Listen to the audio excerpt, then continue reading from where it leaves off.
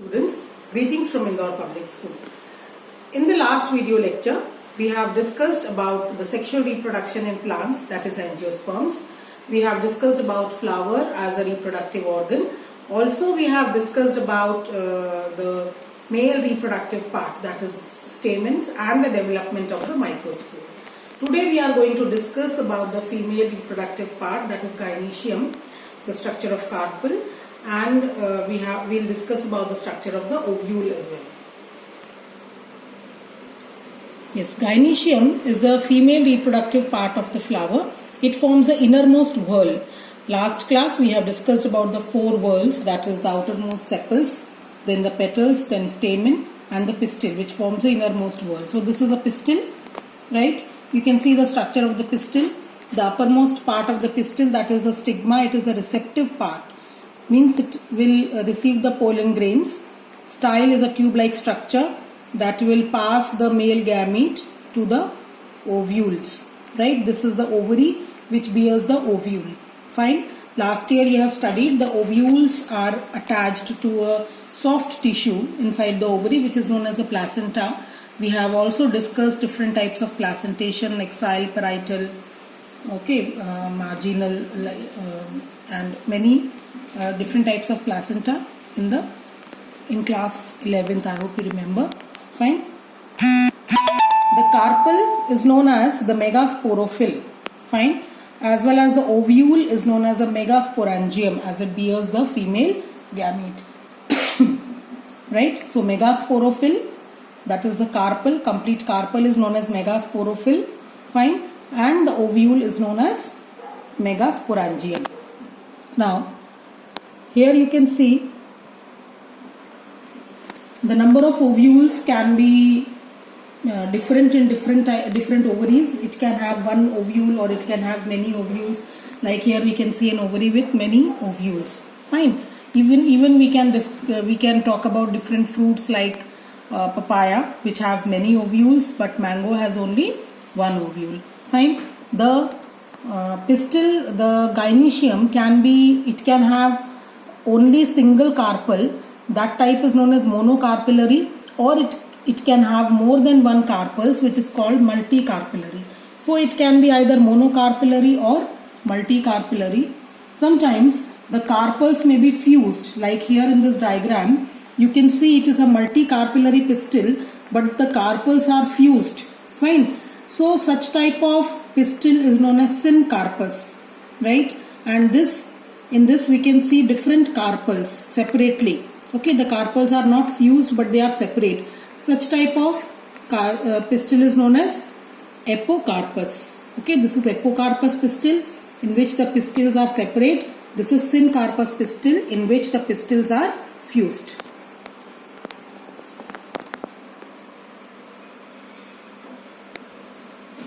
Now, here the figure shows different types of ovules. Fine. So there are mainly 6 types of ovules, but you have only one type, that is anatropous ovule in your syllabus. Fine. But you should know at least the names and the basic meaning of different types of ovules. Orthotropous ovule. Orthotropous ovule is a straight ovule. Fine. Anatropous is curved. You can see the ovule turns to 180 degrees. Fine. We are going to study about this type of ovule as it is found in 90% of the angiosperms. 90% of angiosperms have anatropous ovule, and we will study about this ovule in detail. This is campylotropous ovule. Fine. In which the ovule is curved at an angle of 90 degrees. Okay. This is hemianatropous ovule in which the embryo sac, the ovule is this micropyle comes close to the funicle. Here the embryo sac becomes curved, horseshoe shaped. Fine. So this is amphitropous ovule and this is cercinotropous ovule. Fine. In which the ovule turns around 360 degrees. Right. So these are different types of ovules, but we will study about anatropous ovule in detail. So this is the structure of an anatropous ovule. Fine. Now you can see different types of different parts. Let us discuss about it. this is this ovule. This is the funiculus. Funiculus is the stalk through which it is attached to the placenta. You know that ovule is attached to the placenta or inside the ovary. So it is attached through funiculus. Okay. Hilum is a part of the ovule from where it is attached to the funiculus. It is a type of depression that can be observed in a seed. Now, due to the fusion of funiculus and hilum, there is a ridge like a structure which is formed, which is known as raphe, right? Okay. Now, the ovule has an outer covering. Okay. This outer covering is known as integuments.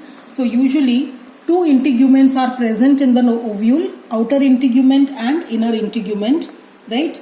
Now, the integuments are discontinuous or open from one end, which is known as a micropyle, right?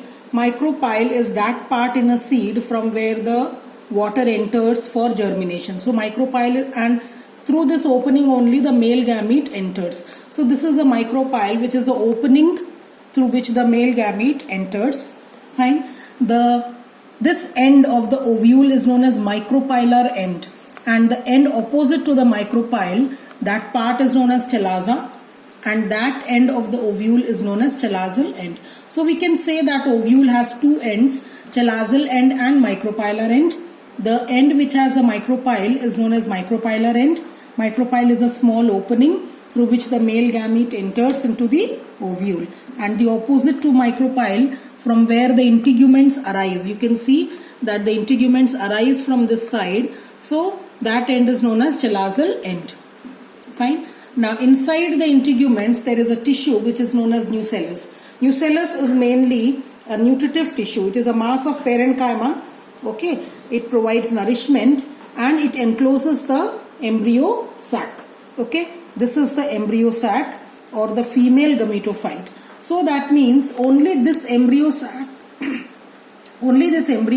is haploid and the rest of the parts are diploid, right? I hope you very well understand now haploid and diploid. Haploid is half the number of chromosomes.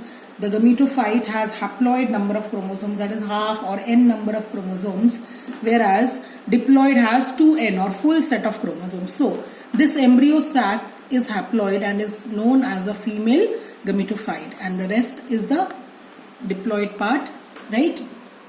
Fine. Now, inside the embryo sac, later in the process of we will also study megasporogenesis, where you will understand how these parts are developed. Fine. How this embryo sac develops in the ovule. Now here, this embryo sac bears 8 nuclei and 7 cells. Fine. Female gametophyte, which is represented by the embryo sac, has 8 nuclei and 7 cells. Fine. Now, 3 cells are present here which are known as the antipodal cells. Right. You can see at this end there are 3 cells which are known as antipodal cells. On the other, we can again see 3 cells. Out of these 3 cells, 2 cells are the synergids. Right. 2 are the synergids, and in the center is the egg or the oosphere. Together these 3 are known as egg apparatus. So egg apparatus consists of 3 cells, right? 2 synergids and 1 egg cell. Fine. And in the center there are 2 nuclei which are known as polar nuclei. Fine. The 2 nucleus at the center are known as polar nuclei. This complete portion forms a large central cell which contains 2 nuclei. So we have 7 cells, 3 antipodals, 2 synergids, 1 egg, right, egg cell, and 1 large central cell. So total 7 cells are there and 8 nuclei are there. 3 nuclei, 3 antipodals, 2 synergids, 1 egg cell, and 2 polar nuclei present in the large central cell. Fine. So we have 7 cells and 8 nuclei. Now let us study about different parts. I hope you have understood. This will be just a revision. Funicle is the the attachment of the ovule with the placenta. It is a stalk through which the ovule is attached to the placenta. Okay, hilum is that part from where the funicle is attached to the ovule. The junction of funicle and the ovule, that part is known as hilum. Fine. Then integuments. Integuments are the envelopes of the ovule. Fine. There are two integuments, inner integument and the outer integument. Fine. Micropyle is the opening in the integument, and that from where the male gamete enters for fertilization, and that end of the ovule where micropyle is present is known as micropylar end. Fine. Chalaza, opposite to the micropylar end, is a chalaza, and it is that part of the ovule from where the integuments arise. Okay, and that end is known as chalazal end. Fine. Nucellus is a nutritive tissue which surrounds the embryo sac. Fine. Embryo sac is a female gametophyte. Right. It has 8 nucleus and 7 cells. Fine. The egg apparatus, and egg apparatus bears 2 synergids and an egg cell. Fine. Filiform apparatus. Now what is filiform apparatus? Filiform apparatus is a special thickening which is present in the synergids. Fine. This filiform apparatus is plays an important role during fertilization. We will discuss it during fertilization. Antipodals, 3 antipodals are present in the chalazal end, and 2 haploid nuclei, which are the polar nuclei, are present at the center of the cell, large central cell. Right. So this is these are the parts of a typical anatropous ovule. Right. Now let us talk about megasporogenesis. Again, you should understand the meaning of megasporogenesis. Right. Megaspore is a female gametophyte, female egg cell. Right. And the formation of this female egg cell is known as megasporogenesis. So again, it will occur by the process of meiosis. Right. So what happens? Megaspore mother cell. Now what is megaspore mother cell? It is differentiated cell which will undergo meiosis. Fine. So inside the nucleus near the micropylar end, one of the cell will act as megaspore mother cell. Right. Now megaspore mother cell will undergo meiosis. That is also megasporogenesis, because by this process of meiosis, haploid cell will be developed. Right. Megaspore will be formed. Now megaspore haploid monosporic development. Now what is the meaning of this? We already know that during the process of meiosis, 2 divisions occur. Right. In the first division, 2 haploid cells are formed. Now these 2 haploid cells again undergo the second division. As a result, 4 haploid cells are formed. Fine. So due to the process of meiosis, 4 haploid cells are formed which are present linearly, linear tetrad. Right. This is known as a linear tetrad. If you remember, when we discussed the process of microsporogenesis, I have told you the formation of tetrad, but in that case, the cells were not arranged linearly. They were not in a line. Right. They were present in the, we can say, in the 4 corners of a square. Fine. So that type of tetrad is different, but during megasporogenesis, a linear tetrad is formed. We will see the diagram also in the next slide. Okay. So a linear tetrad is formed, and out of the 4 cells, 3 cells degenerate, and only 1 functional cell will form the megaspore or the embryo sac. Okay. So 4 haploid cells are formed, and out of the 4 haploid cells, 3 near the micropyle they degenerate, and only 1 cell will develop. Okay. And that will form the embryo sac. So that is why it is known as monosporic development. Fine. Because out of the 4 haploid cells formed during meiosis, 3 will degenerate and only 1 will develop into the embryo sac.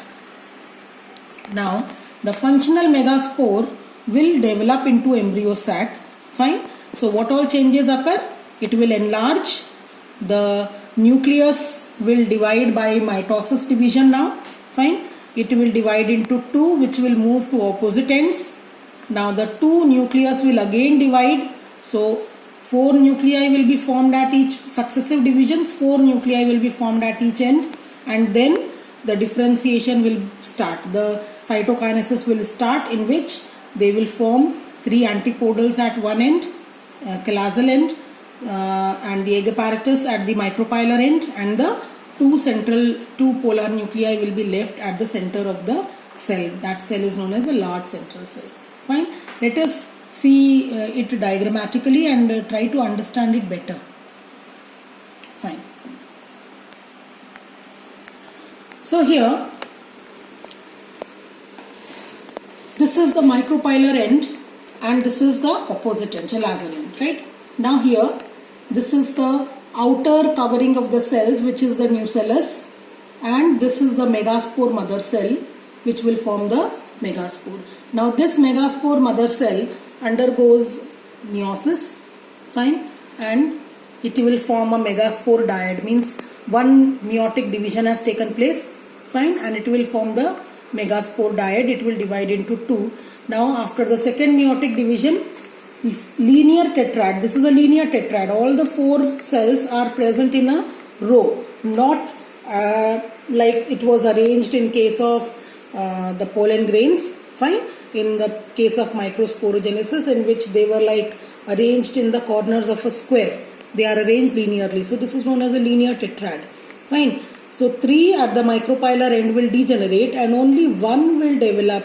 This one will develop into the embryo sac, right? So that is why it is known as monosporic development.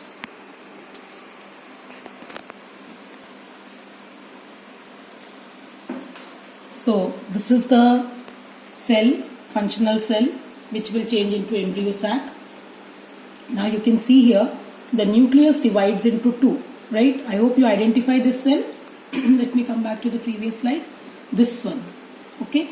This one is the cell. The 3 will degenerate and only one will develop. So this cell, the nucleus will undergo mitotic divisions. Fine. So here the nucleus will undergo mitotic divisions and only karyokinesis will occur.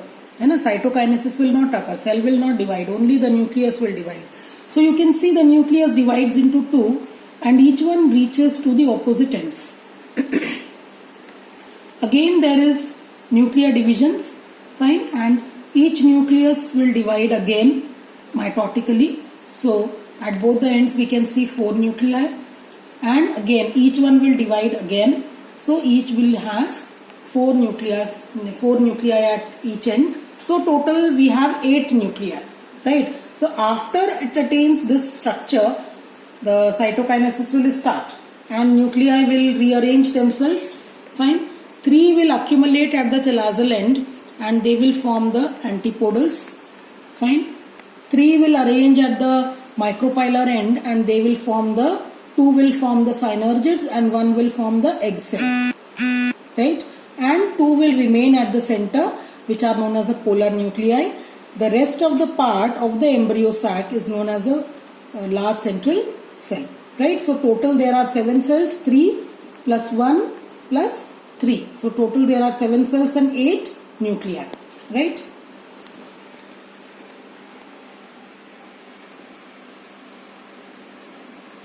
Okay, so this is the structure of an embryo sac. 3 antipodals, 2 polar nuclei in the large central cell, 2 synergids, and this is the egg. Fine. This is the filiform apparatus.